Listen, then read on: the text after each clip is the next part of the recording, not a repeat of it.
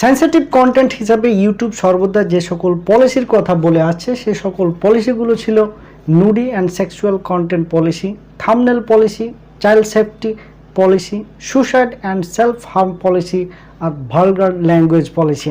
সর্বশেষে যে পলিসিটির কথা বলা হয়েছে সেটি হচ্ছে ভালগার ল্যাঙ্গুয়েজ পলিসি। যে পলিসিটির মানে হচ্ছে আপনি আপনার কন্টেন্টে, ভিডিও কন্টেন্টে কোনো অশ্লীল ভাষা ব্যবহার করতে পারবেন না।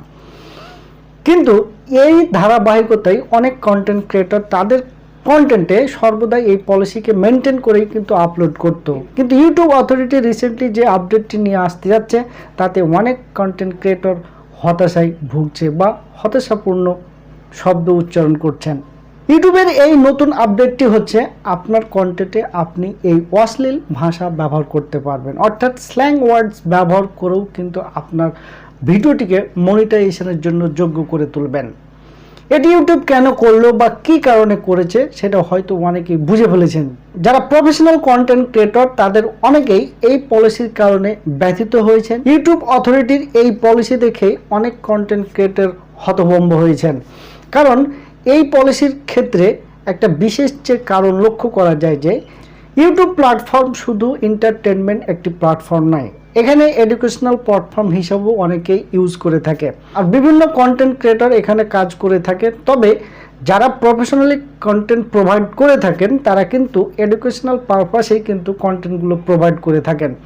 তো যারা এরকম কন্টেন্ট ক্রিয়েটর তারা বেসিক্যালি এই পলিসিতে তারা হতাশা প্রকাশ করেছেন, কারণ ইউটিউব প্ল্যাটফর্মে অনেক কন্টেন্ট ক্রিয়েটর রয়েছে, কেউ এন্টারটেনমেন্ট প্রোভাইড করছেন, কেউ এডুকেশনাল পারপাসে বিভিন্ন ভিডিওকে প্রোভাইড করছেন, আবার কেউ কিছু স্ল্যাং ওয়ার্ড ব্যবহার করে কাউকে আক্রমণ করছেন, ব্যক্তিগত হোক আর পার্সোনালি হোক তারা কিন্তু বিভিন্ন পার্সনকে আক্রমণ করছেন।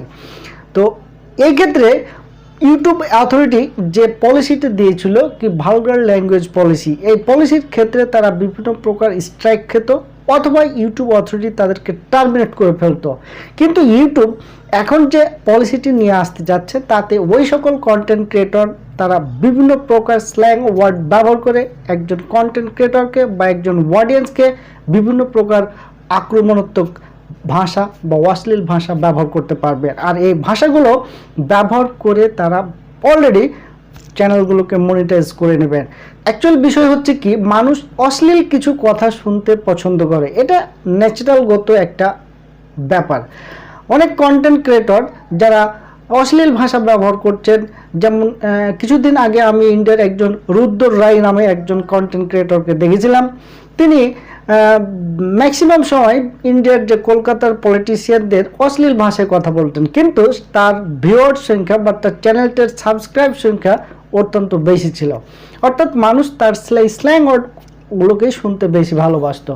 সুতরাং এই রকম পলিসিতে যদি ইউটিউব সামনের দিকে এগিয়ে যায় তাহলে আমি মনে করব ইউটিউব আসলে তার নৈতিকতাকে বিক্রি করে দিচ্ছেন টাকার কাছে। অর্থাৎ বিজনেস পলিসি এমন একটি বিষয় যেটা নৈতিকতাকে ছাড়িয়ে গিয়ে বা হাইড করে তারা তাদের যে লাভের অংশ এই বিষয়টাকে তারা প্রাধান্য করে তোলে।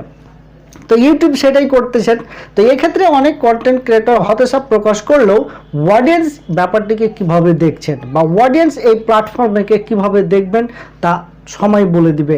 এবং আপনারা এই আপডেটটি শোনার পরে আপনাদের মতামত কি সেটা আমার কমেন্ট সেকশনে জানাবেন। এবং ভিডিওটি যদি আপনাদের ভালো লেগে থাকে তাহলে অবশ্যই আমার চ্যানেলের পাশে থাকবেন এবং আমার চ্যানেলটিকে সাবস্ক্রাইব করে পাশের বেল আইকনটিকে প্রেস করে দেবেন আমার পরবর্তী ভিডিওর নোটিফিকেশান পাওয়ার জন্য। সকলেই ভালো থাকবেন, সুস্থ থাকবেন, দেখা হবে নেক্সট কোনো ভিডিওতে। সকলকে ধন্যবাদ।